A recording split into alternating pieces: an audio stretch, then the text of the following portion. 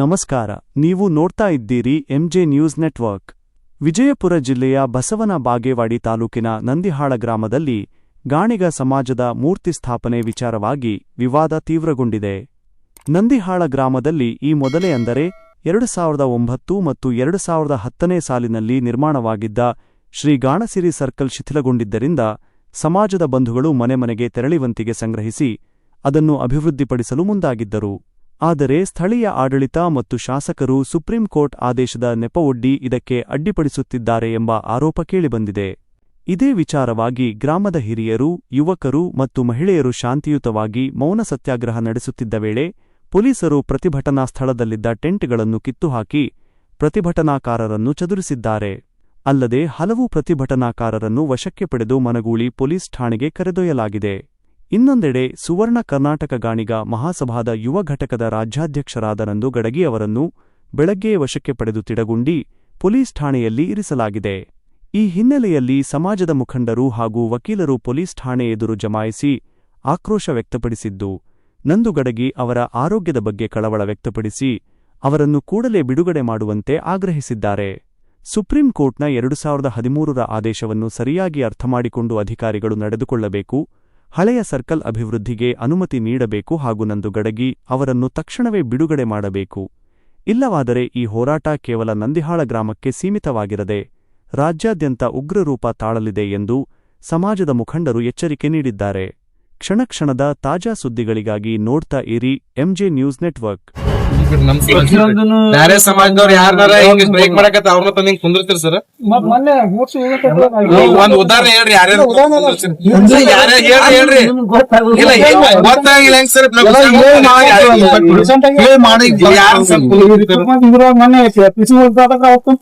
ಯಾರು ತಂದ್ ಕುಂದಿಸಿದ್ ಹೇಳಲ್ರಿ.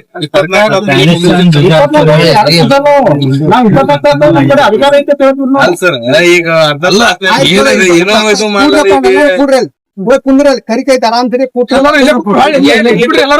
ನಿಮ್ಮೆಲ್ಲರೂ ಇನ್ನೊಂದು ಫೋನ್ ಇದೇ ಕೂತ್ ಬಿಡ್ತೇವ್ರಿ.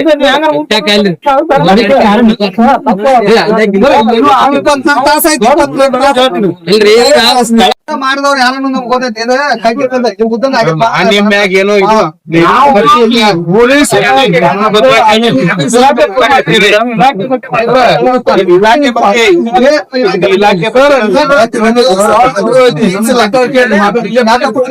ನಾನು ಯಾರನ್ನು ಮಾಡಕತ್ತೆ ದಯವಿಟ್ಟು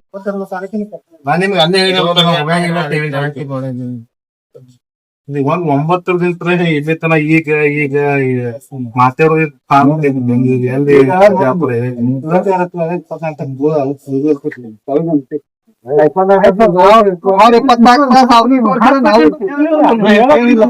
ಅಲ್ಲ ನಾವು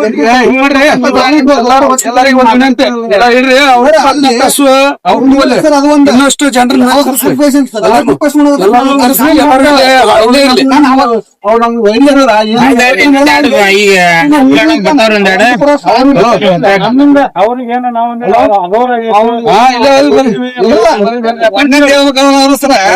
ಪೊಲೀಸ್ ಸ್ಟೇಷನ್ ಕೋರ್ಟಿಗೆ ಹೋಗ್ಬೇಕ, ಕೋರ್ಟಿಗೆ ಬರೋದು ಎಲ್ಲರೂ ಹಿಂಗ್ ಮಾಡ್ರಿ.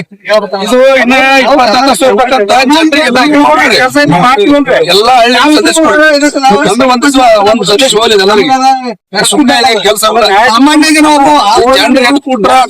ಕೆಲಸ ಆಗುತ್ತೆ. ಎಲ್ಲಾರು ಕೆಲಸ ಇಲ್ಲ, ಈ ಮಂದಿ ಕೆಲಸ ಇಲ್ಲ. ಅದು ಶಾಪದ ಒಂದು ಶಾಪುರೆ ಸಾಮಾನ್ಯ ಜನರಿಗೆ ಒಳಬರ್ರಿ. ಕೋರ್ಟ್ ಶಾಪುರೆ ಪೊಲೀಸ್ ಸ್ಟೇಷನ್ ಕೋರ್ಟ್ ಯಾವ ಗ್ರಾಮಲ್ರಿ ಅವ ನೆಮ್ಮದಿನ ಜೀವನ ಮಾಡ್ತಾನ್ರಿ.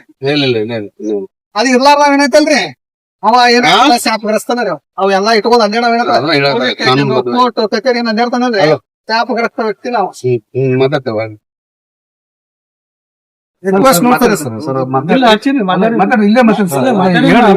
ಹೇಳಿ ಸರ್. ನಾವು ಹೇಳದ್ಮೇಲೆ ನಾವು ಮಾಡ್ತೇವ್ರಿ. ಈಗ ಪದೇ ಪದೇ ಹಚ್ಚಿ ನಮಗೂ ಬಯಸ್ಕೊಳತ್ತ, ನಾವು ಬಯಸ್ಕೊಳ್ತೇವೆ. ಒಂದ್ 5 ನಿಮಿಷ ವೇಟ್ ಮಾಡ್ರಿ. ನಮ್ದು ಮನಿ ಅಲ್ಲಿ ಬಂದಾರಲ್ರಿ, ಅದು ಬಂದಿತ್ತು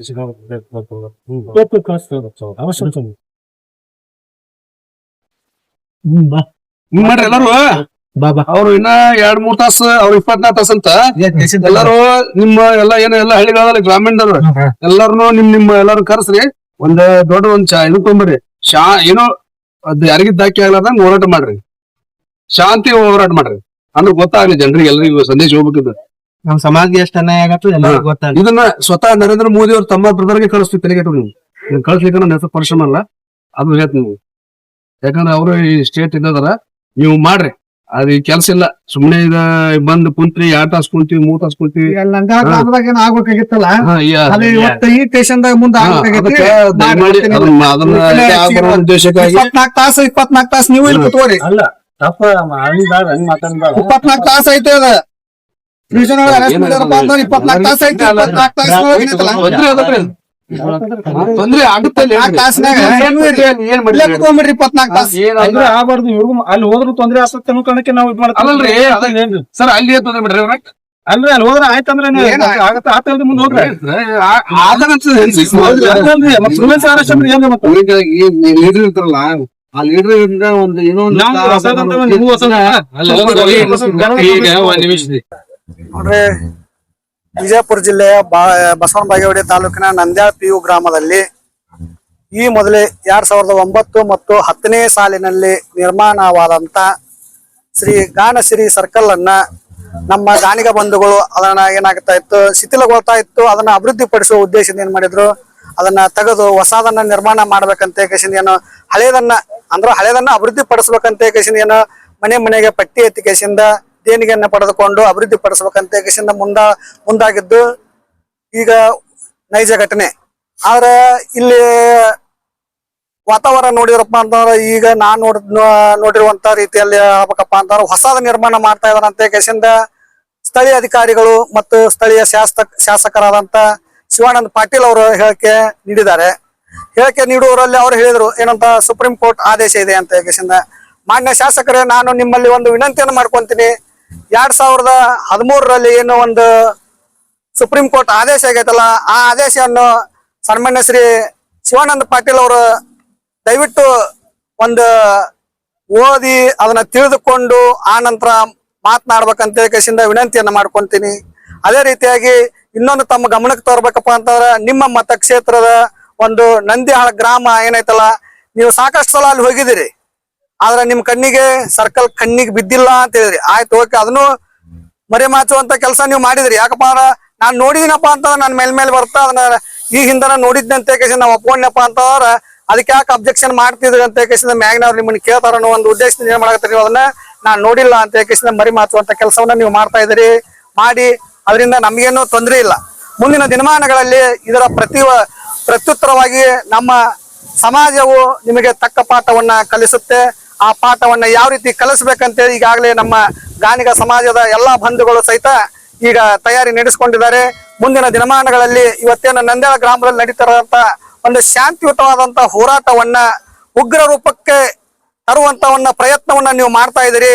ಆ ಉಗ್ರ ರೂಪ ಗಾಣಿಗರ ಮಲ್ಲಿಗೆದರೆ ನಂದಿ ಎದ್ರೆ ಗೂಳಿ, ಎದ್ದು ಗೂಳಿ ಯಾವತ್ತೂ ಸುಮ್ಮನೆ ಇರಂಗಿಲ್ಲ. ಒಂದಲ್ಲ ಒಂದ್ಸಲ ಒಬ್ಬರಿಗಾದ್ರೂ ಗುಮ್ಮತ್ತೆ. ಬಹಳ ಎಚ್ಚರಿಕೆಯಿಂದ ಇರಿ ಅಂತೇಳಿ ಈ ಮೂಲಕ ತಮಗೆ ಎಚ್ಚರಿಕೆಯನ್ನ ನೀಡ್ತಾ ಇದ್ದೀನಿ.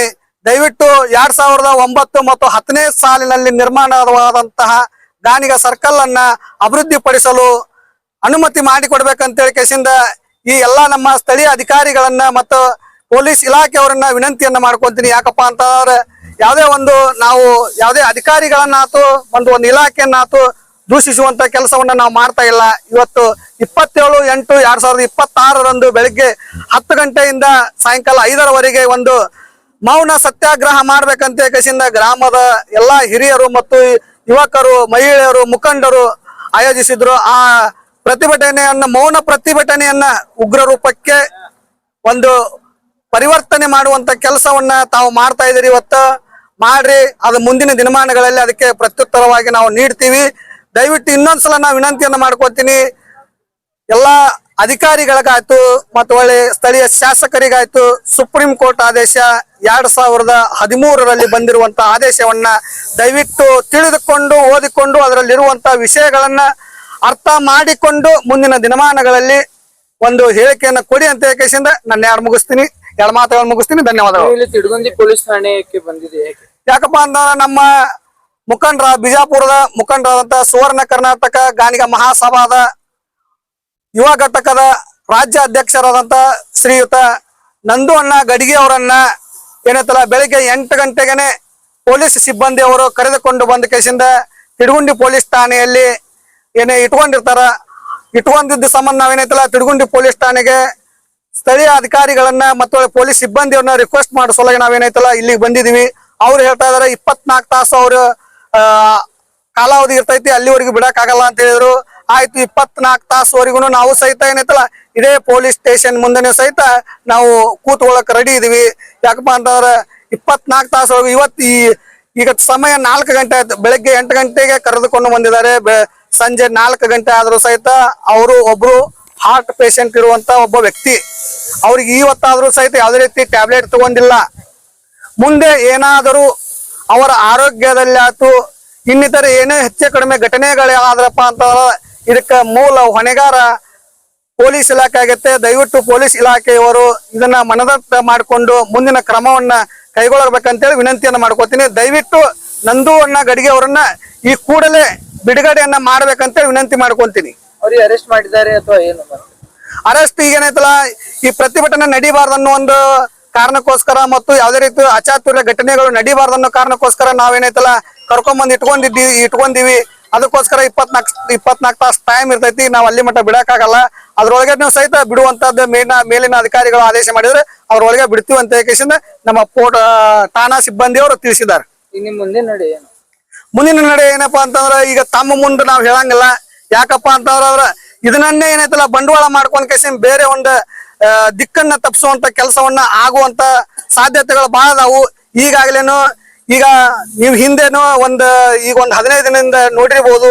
ಅವತ್ತು ನಮ್ಮ ಗಾಣಿಗ ಸಮಾಜದ ಹಿರಿಯರು ಮತ್ತು ಮಹಿಳೆಯರು ಮಾತಾಡಿದಂತ ಮಾತುಗಳನ್ನ ತಿಳಿದುಕೊಂಡು ಇಡೀ ಕರ್ನಾಟಕದಾದ್ಯಂತ ಸಹಿತ ಇದು ವಿಷಯ ಸ್ಪ್ರೆಡ್ ಆಗಿದೆ. ಮುಂದಿನ ದಿನಮಾನಗಳಲ್ಲಿ ಇದು ನಂದ್ಯಾಳ ಗ್ರಾಮಕ್ಕೆ ಮಾತ್ರ ಸೀಮಿತವಾಗದೆ ರಾಜ್ಯಾದ್ಯಂತ ಉಗ್ರವಾದ ಹೋರಾಟವನ್ನು ಕೈಗೊಳ್ಳುವಂತ ಒಂದು ರೂಪರೇಷೆಗಳನ್ನ ನಾವು ಹೆಣೆದುಕೊಂಡು ಮುಂದಿನ ಕ್ರಮವನ್ನ ಕೈಗೊಳ್ತೀವಿ. ಇವತ್ತು ನೀವು ಹೋರಾಟ ಕೈಗೊಂಡಿದ್ದೀರಿ, ಆದ್ರೆ ಎದಕ್ಕೆ ನೀವು ಅಲ್ಲಿಗೆ ಸ್ಟಾಪ್ ಮಾಡಿದ್ರಿ? ಯಾಕಪ್ಪ ಅಂತಂದ್ರೆ ನಮ್ಮ ಸ್ಥಳೀಯ ಅಧಿಕಾರಿಗಳು ಮತ್ತು ಪೊಲೀಸ್ ಇಲಾಖೆಯವರು ನಮ್ಮ ಹಾಕಿರುವಂತ ಟೆಂಟ್ ಗಳನ್ನಾಗಿರ್ಬೋದು, ಅಲ್ಲಿ ಕೂತಿರುವಂತ ನಮ್ಮ ಗಾಣಿಗ ಸಮಾಜದ ಬಂಧುಗಳನ್ನಾಗಿರ್ಬೋದು ಲಾಠಿ ಚಾರ್ಜ್ ಮಾಡುವ ಮೂಲಕ ಮತ್ತು ಟೆಂಟ್ ಕಿತ್ತುವ ಮೂಲಕ ಏನೈತಲ್ಲ ಅವ್ರನ್ನ ಚದುರಿಸಿದುವಂತ ಕೆಲಸ ಮಾಡಿದ್ರು. ಮತ್ತೆ ಅಲ್ಲಿ ಕೆಲವೊಂದಿಷ್ಟು ಜನರನ್ನ ಏನ್ ಮಾಡಿದ್ರು, ಅರೆಸ್ಟ್ ಮಾಡ್ಕೊಂಡ್ ಕೇಸಿಂದ ಮಣಗುಳಿ ಪೊಲೀಸ್ ಠಾಣೆಯಲ್ಲಿ ಸಹಿತ ಬಂಧಿಸಿ ಇಟ್ಟುಕೊಂಡಿದ್ದಾರೆ.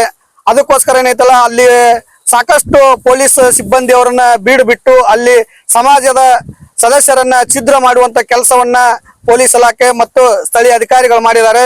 ಸ್ಥಳೀಯ ಅಧಿಕಾರಿಗಳಿಗೂ ಸಹಿತ ನಾನು ಇವತ್ತು ನಿಮ್ಮ ಮೂಲಕ ಏನೈತಲ್ಲ ಒಂದು ಧನ್ಯವಾದಗಳನ್ನ ಸಲ್ಲಿಸಕ್ ಇಷ್ಟಪಡ್ತೀನಿ. ಯಾಕಪ್ಪ ಅಂತಂದ್ರೆ ಗಾಣಿಗ ಸಮಾಜ ಇಡೀ ಜಗತ್ತಿಗೆ ಒಂದು ಬೆಳಕು ನೀಡುವಂತ ಸಮಾಜ.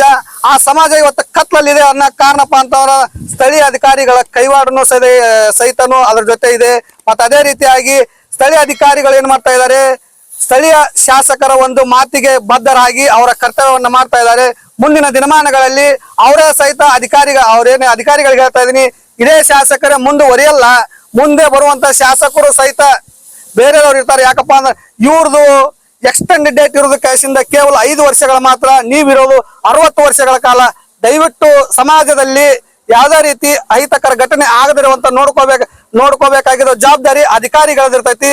ದಯವಿಟ್ಟು ಅಧಿಕಾರಿಗಳಿಗೆ ಈ ಮೂಲಕ ವಿನಂತಿಯನ್ನು ಮಾಡ್ಕೋತೀನಿ, ಯಾವುದೇ ರೀತಿ ರಾಜಕೀಯ ವ್ಯಕ್ತಿಗಳಿಗೆ ಮತ್ತು ಅವರ ಒತ್ತಡಕ್ಕೆ ಬಲಿಯಾಗದೆ ನ್ಯಾಯಯುತವಾಗಿ ಸಂವಿಧಾನಯುತವಾಗಿ ನ್ಯಾಯವನ್ನ ಒದಗಿಸಿಕೊಡುವಂತ ಕೆಲಸವನ್ನು ಮಾನ್ಯ ಸ್ಥಳೀಯ ಅಧಿಕಾರಿಗಳು ಮಾಡ್ಬೇಕಂತ ಹೇಳಿಕೆಯಿಂದ ಈ ಮೂಲಕ ವಿನಂತಿಯನ್ನು ಮಾಡ್ಕೊಂತೀನಿ. ಲಾಠಿ ಚಾರ್ಜ್ ಆಗಿತ್ತು ಅಂತ ಹೇಳಿ ನಮಗೆ ಕೇಳಿ ಬಂದಿತ್ತು. ಹೌದು, ಅದು ಲಾಠಿ ಚಾರ್ಜ್ ಆಗಿದಂತೂ ಸತ್ಯ. ಒಂದು 4 ರಿಂದ 5 ಯುವಕರಿಗೆ ಏನ್ ಮಾಡಿದಾರೆ, ಬಡ್ದಿದ್ದಾರೆ. 4 ರಿಂದ 5 ಹುಡುಗರಿಗೆ ಬಡ್ದಿದ್ದಾರೆ. ನಾನು ಅವಾಗಲೇ ಹೇಳಿದೆ ನಿಮ್ಮ ಹತ್ರ ಏನಾದ್ರು ವಿಡಿಯೋ ಇದೆ ಅಂತ.